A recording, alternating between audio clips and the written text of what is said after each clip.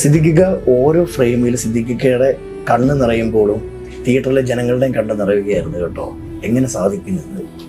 എങ്ങനെയാണെന്ന് എനിക്ക് പറഞ്ഞുകൂടാ. പറഞ്ഞ പോലെ അങ്ങനെ ചെയ്തു നോക്കുന്നുള്ളൂ.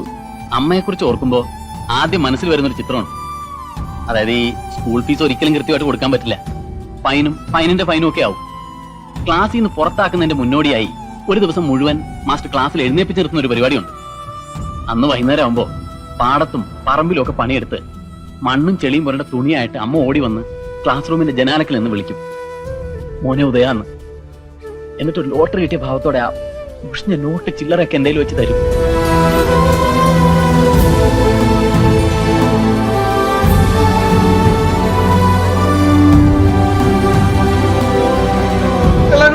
കാട്ടിട്ട് ഓടി കളഞ്ഞാ പന്നികളെ. അന്നാ നീ ഒന്ന് പോയിരുന്നെങ്കിൽ എനിക്ക് ഒരു വിഷമം ഉണ്ടാവില്ലായിരുന്നടാ.